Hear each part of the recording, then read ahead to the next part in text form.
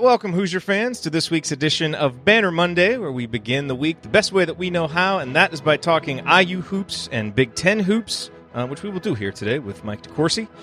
Two quick housekeeping notes off the top. Number one, obviously IU plays Michigan State on Thursday night. We will have the IU-Michigan State postgame show immediately following that game. It's an 8:30 Eastern time start, so make sure that you get some sleep this week leading up to it.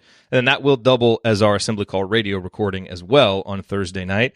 And then don't forget, February 8th, if you are going to be in town in Bloomington after the Purdue game, we're doing a live postgame show at Switchyard Brewery right afterward. So we would love to see as many of you there as can possibly be there.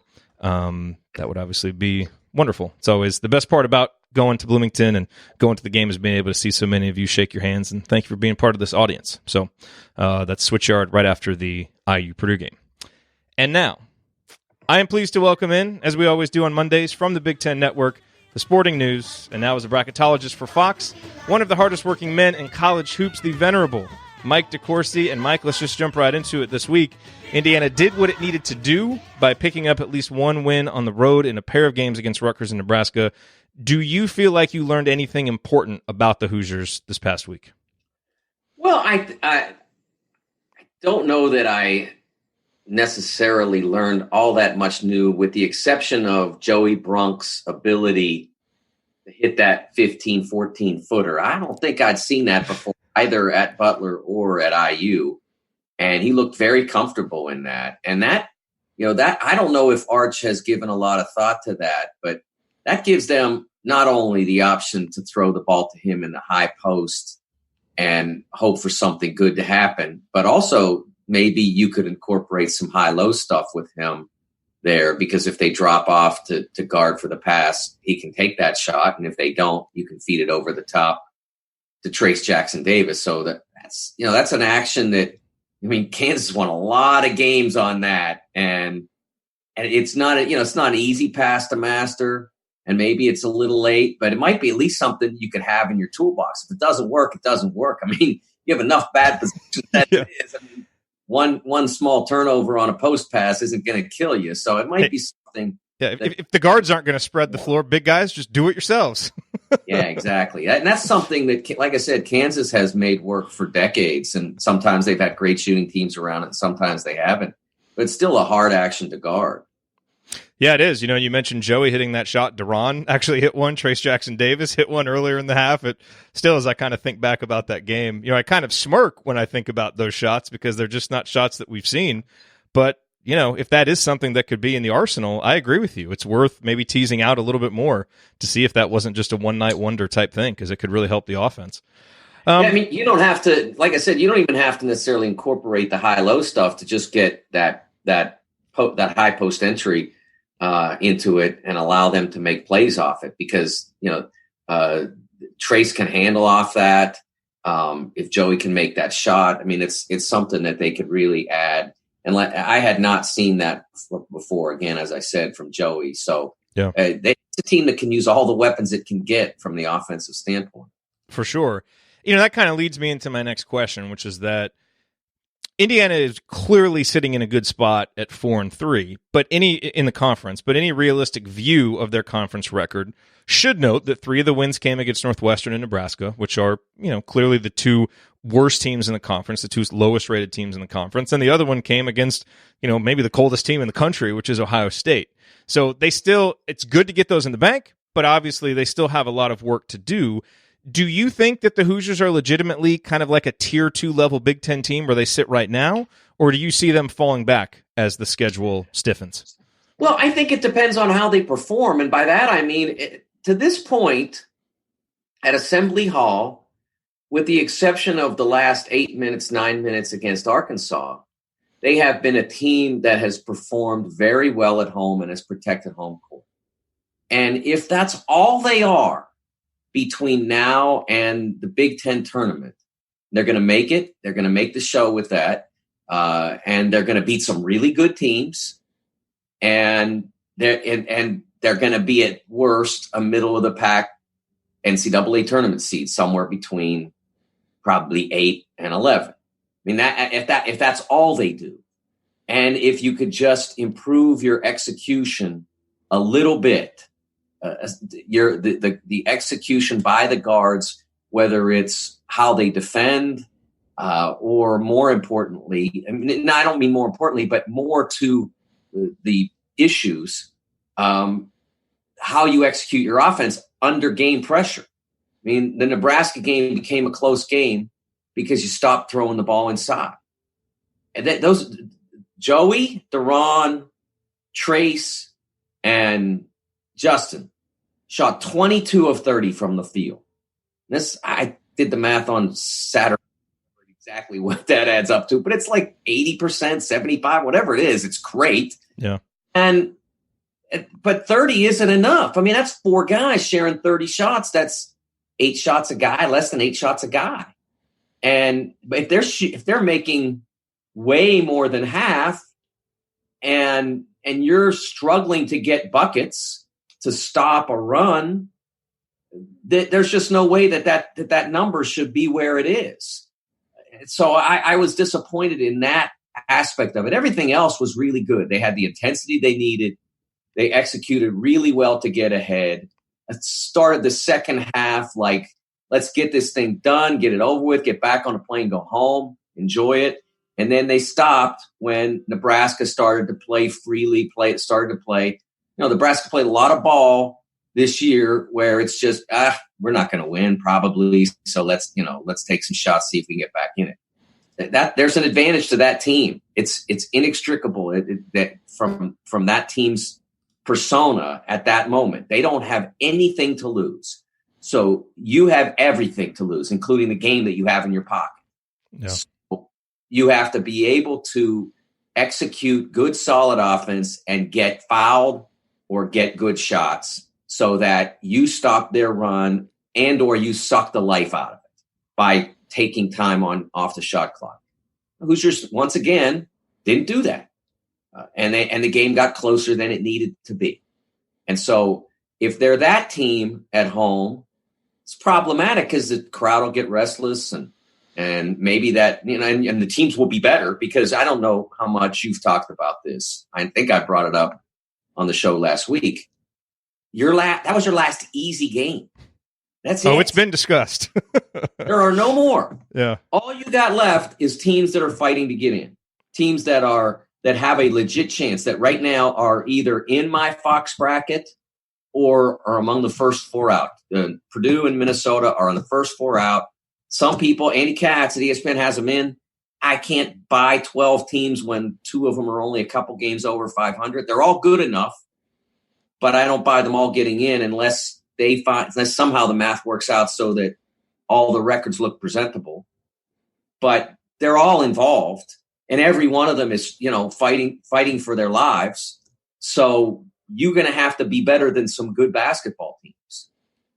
Andy Katz is also just a very genuinely positive guy, I feel like, and would put all 353 teams in if he could. He's tougher than you think. So Indiana's 2 matchups coming up this week. Last week was big. You got to try and get one, road victory. You look at this week. I mean, obviously, the expectation is win all your home games. But when you have, 2 of the best teams in the Big Ten coming in, Michigan State and Maryland, there's probably a path to only winning one of these games where you feel okay. But again, I think the expectation should be win both of them. What do you see in these 2 matchups, and which one do you think is maybe more advantageous for Indiana to be able to take advantage of? Well, I think that the Maryland game is the one that looks on paper to be more winnable. Maryland hasn't played well away from home at all. And you get them off the East Coast, and they have, they went to Iowa and were absolutely lifeless. They scored 49 points against Iowa.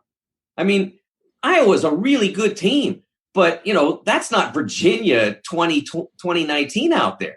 They give up buckets. And yet Maryland went out there on a Friday night and scored 49 points. So that's a game that you should think that them coming into your building, they've build wise, structurally, they won't overpower you because they don't play power. I mean, they play a 6'7" freshman small forward or power forward who, probably if he ever plays professionally, he'll probably be a small forward.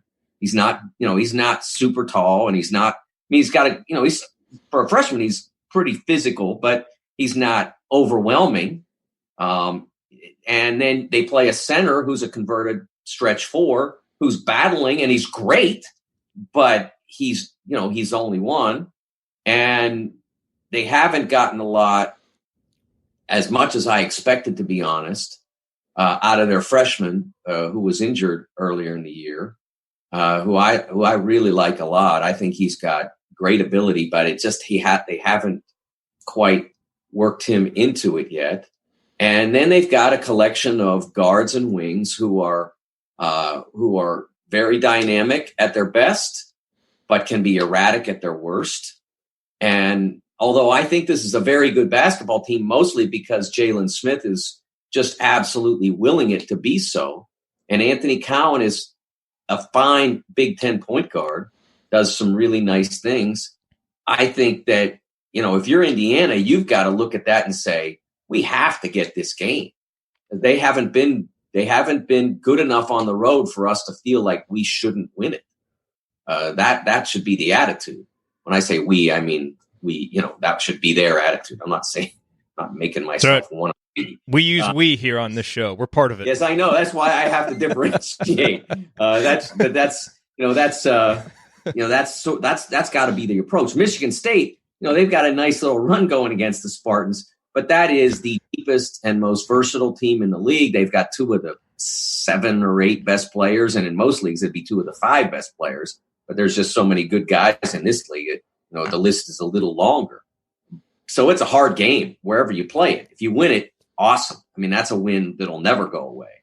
But if you don't win that one, but you beat Maryland, then you should feel fine, although you'd certainly want to steal one on the road to make up for that against whomever.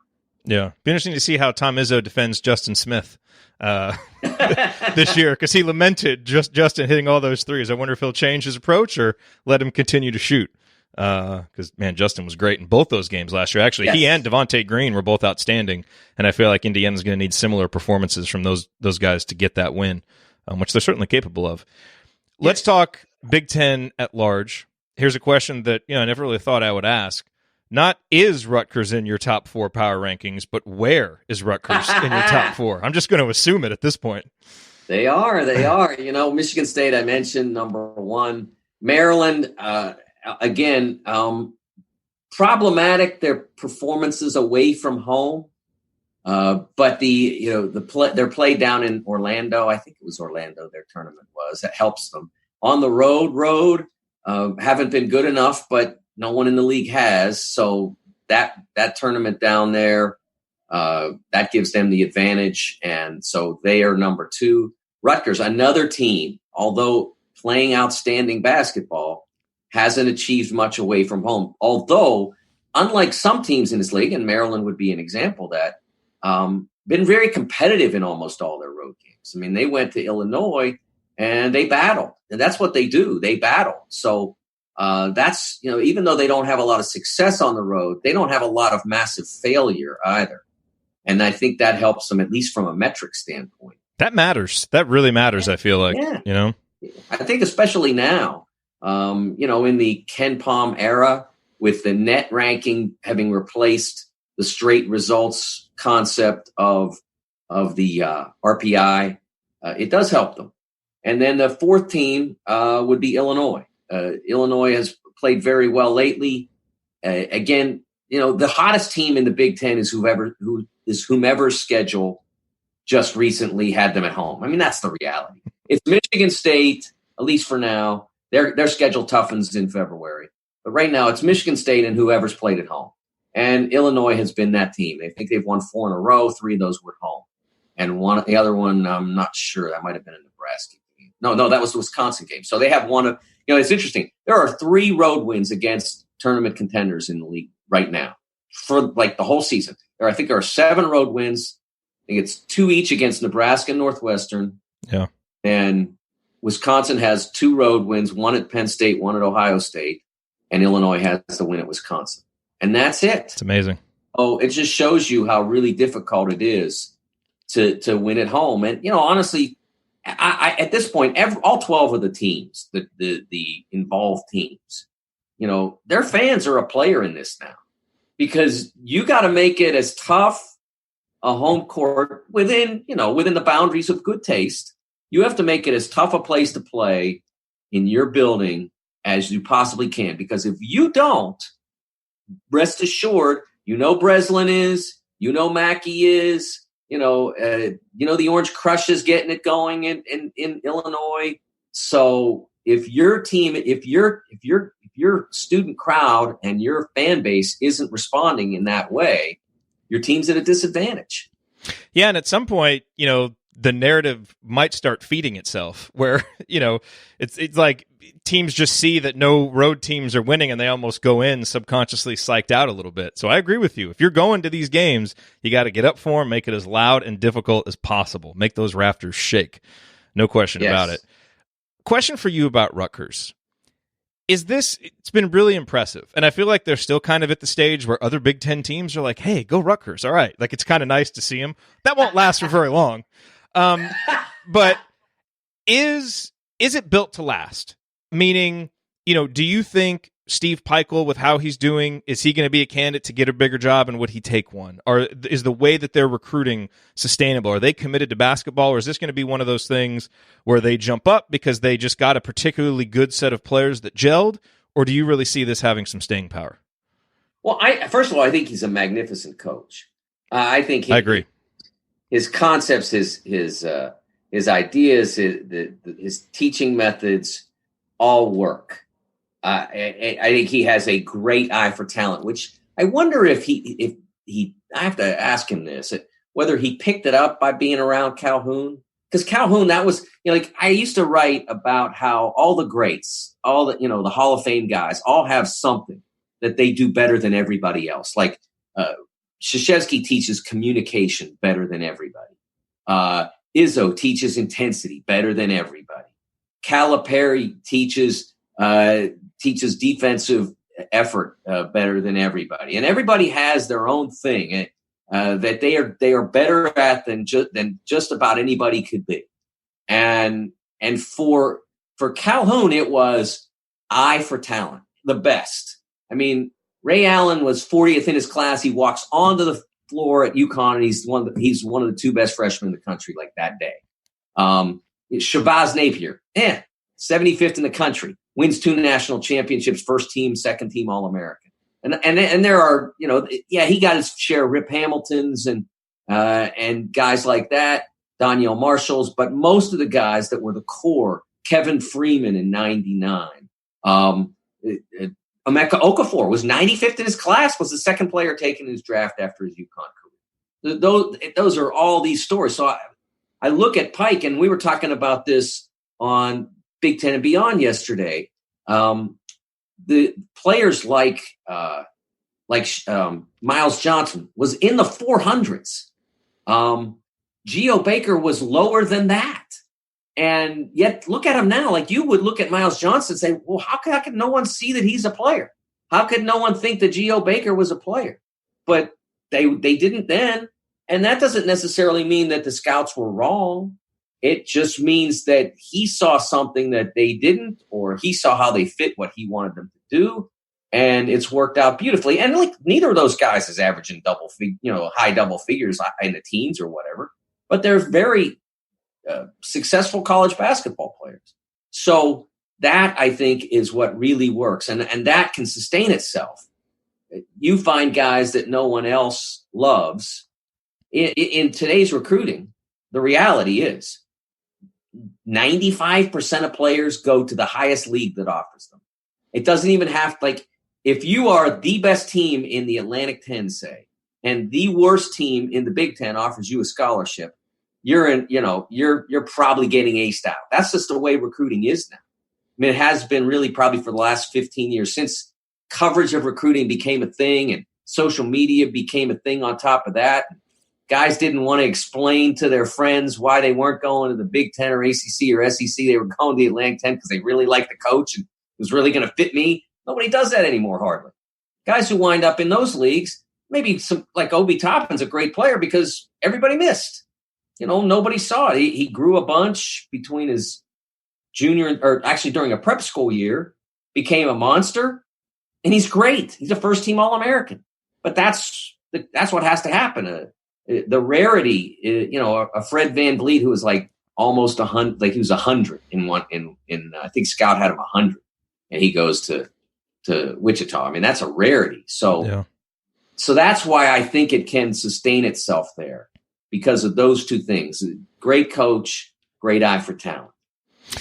Yeah, certainly. I mean, it seems like if he stays, that's going to be built to last. I mean, you watch Rutgers, and you can watch them for 5 minutes and say, that's a team. Like, no individual talent steps out, but they just function as a team and play hard for each other. It's like you watch Nebraska, and it's like, this looks like a group of guys that are just getting to know each other. Like, you can just see it, and so that's what's, it's fun to watch them play. It's not fun to play against them because they bludgeon you, but, it's fun to watch them play. So as we look around the conference this week, or this last week, just in terms of the games you saw, any individual performances stand out in particular? Well, Luka Garza on Friday night was magnificent again, underscoring his candidacy for first-team All-American and National Player of the Year. I thought he was just absolutely amazing in that game against Michigan. I thought it was good for Michigan, even though they lost, to see Eli Brooks bounce back, because he had been really struggling, and he played fantastically in that game. I thought Miles Johnson, who I mentioned earlier, going up against Daniel Oturu. Oturu was really on a roll, and even with Miles really bothering him with his length, Daniel still wound up with 19-9, which says something about how great Daniel is and how really wonderful he is. I thought that was really impressive on Sunday afternoon. So those are a couple guys that really stood out to me, Miles Johnson and Luka Garza. But the league, you can find a hero in almost every game. CJ Frederick making threes. They really needed that. Yeah. And especially in that game, because Michigan played well. And, CJ came off an injury that they worried might finish him for the year. And that might have finished, to an extent, might have finished the Hawks for a year. But he came out and just started nailing shots again. That was a fun game to watch. It was a difficult game to watch on the heels of the IU Rutgers game because you saw so much shot making. And it's like, oh, man, this is what basketball can be. And then, we saw some against Nebraska, so it was okay. But that brings up an interesting question, because I was thinking watching that game and watching, Xavier Simpson and Eli Brooks and Frederick and Wieskamp and like all these guards, all these wing players that are just really skilled players, can make shots, can do things, like they just have a lot of basketball skill. And it made me think about some of the deficiencies of our guards. Not that they don't have that, but they don't seem as complete as some of these other guys, certainly from a shot-making perspective. When you look at Indiana's quartet of guards, Devontae, Al, Rob, and Armand, how many, and just kind of off the top of your head, because I didn't prepare you for this, but how many groups of guards in the Big Ten would you clearly take them over? Well, obviously Northwestern's and Nebraska's. That's an easy one. Yeah. I would right now take them over Purdue's. I don't know down the road what Isaiah Thompson's going to be. I like him. Obviously has to get physically stronger, but I like him. I think he's going to be very good. Is he going to be better than Armand? Armand has more components to be good, more size, great elusiveness with the ball. And I think both of them have work to do on their shot, but they both can make a shot. Yeah. So I would say that at this point, I would take them over Purdue's guys. Penn State's are a tough one because they've got some real explosiveness and they can really get going, but I don't see quite the same playmaking, for lack of a better term. If I had to have Penn State's or Indiana's, I want Penn State's because I got at least one, maybe two guys that can run an offense. And at Penn State's, I don't know that they really have a true point. And Jamari Wheeler's doing a nice job in terms of trying to keep things settled and the ball going in the right direction, at least getting started. And he's a very good defender. but when the ball comes back around to him, he's not a threat to make a play. He's not a threat to drive and dump, or he can go by you, but he's not a great passer. He's not a really creative guy. He's a tough physical guard who can really defend, but he doesn't have the vision thing, as they say. I think that would give them an advantage over Penn State's as well. But then it starts to get pretty tough. I mean, Illinois' got Io. I'm going with Illinois just based on him. In Iowa, I would go with Iowa because of the greater reliability of the shot making. Although they have problems at point as well. Yeah, that might make it a tougher call. They're just they're just not all the way there yet. With Joe Toussaint, he has great games, and then he has games where he really struggles. Eventually, he's going to be very good, but he's not all the way there yet. Maryland's guards, you've got a senior point guard there, so you're not going to take Indiana's guys over a guy who's been all league and all defense and all that sort of stuff. So it's probably about a third, maybe at best. Ohio State's might be the other one that's in that conversation, depending on which group shows up. They've been so up and down. I would go with, even though they haven't played the way they should and have had problems, obviously, they just spent two of them. I still get DJ Carton if I take Ohio State. And although he has not been, over the course of the last month, the player that I saw the first month of the season, the Kentucky game, I said that I thought that he was ready to be a Final Four point guard doing the studio work that day. And I regret that because since then he has not performed at all. He's had moments, but not many games. But I still think he's a real talent. Back in 2016, after Indiana beat Kansas and Curtis Jones had 15 points, I said Curtis Jones was going to be the next great guard at Indiana University. So I've been there overreacting to a freshman's early season success. I think DJ Carton will be ready to be a point guard, Final Four point guard at some point. But I've not quite given up, but I'm much less enthusiastic about it being this season. Yes. So we know, obviously, two of the big games, high-profile games Indiana's going to be in this week against Michigan State and Maryland. What are some of the other really important games in the conference this week that we should watch out for? The interesting thing is about the Big Ten now is that almost every game, essentially every game is an important game because 90% of the league, again, not doing the actual math on that, but 90% of the league is involved in the NCAA tournament hunt. So there almost are no small games. There's either the games between two teams that are in it, or they're the games between a team that's in it and a team that can hurt them. And that's not many games, but it's some. So and both of those teams, both Northwestern and Nebraska, have been, for the most part, really competitive. They are not pushovers. No, they're not. Nebraska is doing a nice job maximizing what they have. And of course, their home court advantage is great. And then Northwestern, they have good players. They just don't have enough of them, enough of them healthy, and they're just too young. But Robbie Behrens is really going to be a good player in the Big Ten. And Boo Buie, who's not playing right now, is going to be a really good player in the Big Ten. And Ryan Young is going to be a tough, physical 4-year big guy that by his junior, senior year is going to be a real tough one to deal with. So, they went down to Illinois on Saturday and played them to the very end. And so but every game is big, but the two that are most noticeable to me on Tuesday, Purdue and Illinois. Illinois now, like I said, hot team. Now they got to go to a place that, although Purdue has not been a universally great team this year, they have been an incredible team at home. They have just been monstrous there. They had the Texas loss early and nothing since, nothing but victory since, I should say. And so Illinois has got to go deal with that.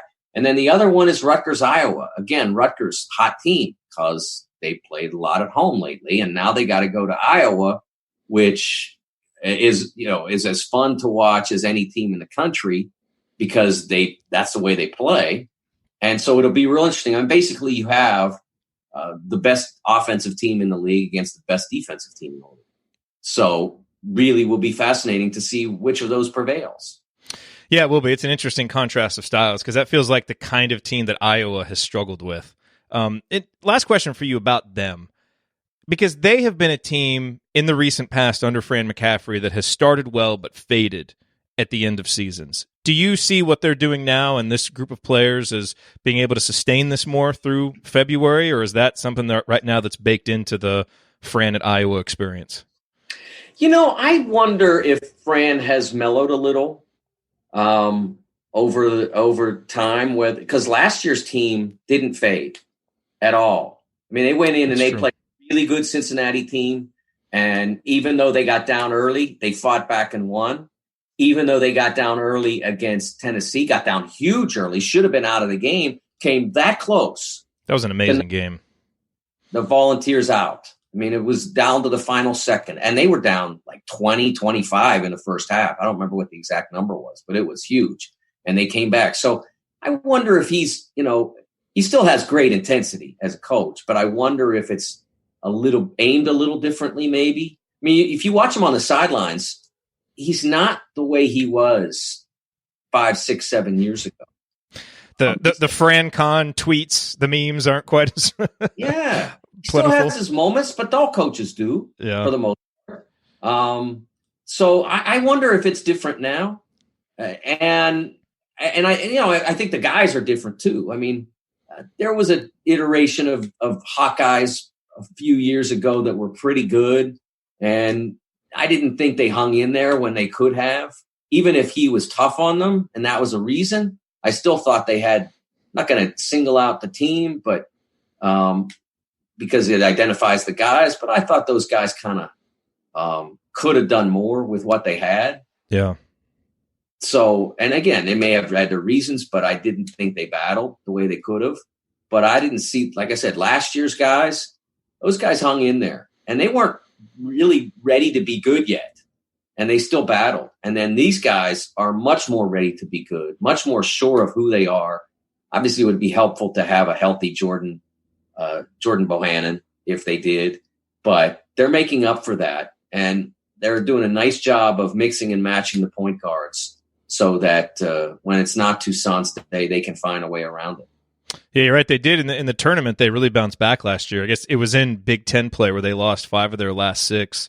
And you go back in 2018, they lost 6 of their last 7 in Big Ten play prior to the Big Ten tournament. 3 of their last 7 before that. And then in 2016, 6 out of 7, 6 out of 8 to end. So they've kind of faded in Big Ten play, but then sometimes turned it back around for the tournament. So we'll see. It feels like a guy like Luka Garza has a little different level of toughness maybe than what we've seen from some of their other guys, and maybe he can insulate him against that. He's a fun player to watch. Really fun player to watch. Different level of toughness. It was so funny on Beyond when Stephen Bardo was talking about him and talked about how, he gets elbowed in the face and, and headbutted and broken nose. And he said, no, what he said was, this is what cracked me up. He said, every single game he's got cotton stuffed up his nose. That's I thought that was the best description of Luka Garza that you could possibly have. Iowa always has a guy like that. I mean, it's just there's just always an Iowa player like that for as long as I've been watching basketball. Well, Mike, thank you very much. Appreciate you being here as always, and hopefully, hey, when you talked about how the hottest teams in the Big Ten are the teams that have their home games. Hopefully, next week when we talk, Indiana will be one of those hot teams with a couple of big victories. So there you go. We will see. Thank you very much, and enjoy your week covering the conference. Thanks, Jared. Cool. Thanks, Mike.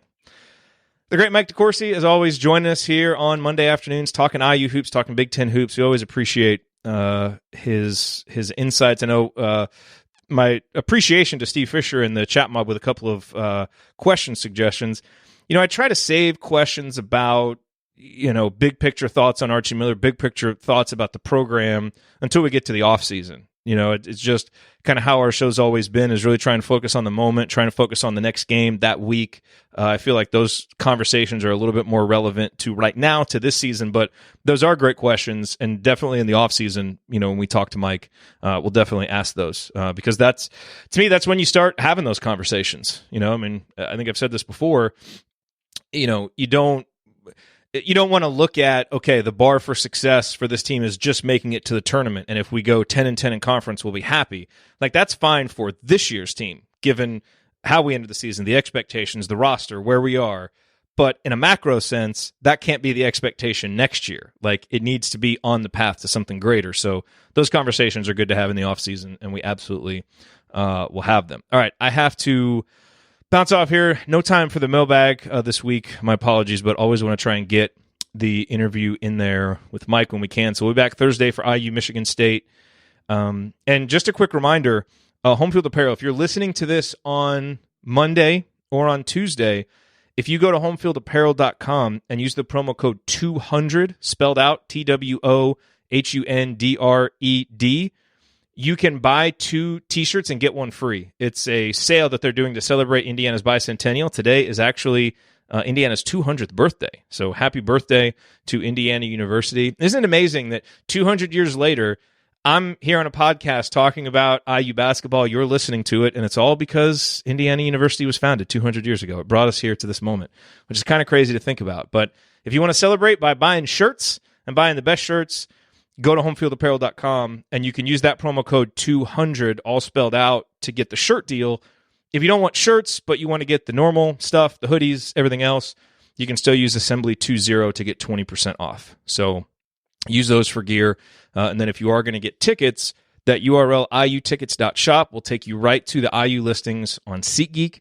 If you're going to get tickets to the IU Purdue game, by the way, because Andy and I were just talking about this weekend because we were getting all of our tickets in order for everybody to go to the game, prices are going up for that one. And it's a hot ticket. So if you want to go, I would definitely go soon and get your tickets there. And if not, you can go watch the game at Switchyard. I think there's going to be a group of folks there who are watching the game who can't actually go to the game, so that would be another option. But if you use iutickets.shop, it'll take you right there, and then the promo code Assembly will get you $10 off your first purchase. All right. Thank you for listening. Thank you for being here. We'll be back Thursday night, IU Michigan State. Hopefully we are talking about a 3rd straight victory over the Spartans. Almost don't want to say that out loud. Feel like it would jinx it. But you know what? It's not about jinxes. It's about Assembly Hall bringing it. It's about Devontae Green and Justin Smith and Indiana's upperclassmen bringing it, and Rob Finney playing that defense on Cassius Winston like we know he's capable, and maybe a guy like Jerome Hunter or Race Thompson coming up with a big performance that you're not expecting. That's what wins those games, and the fan support wins those games. So let's go. Let's get that big victory over Michigan State. Use that as momentum for this Maryland team that isn't playing very good on the road.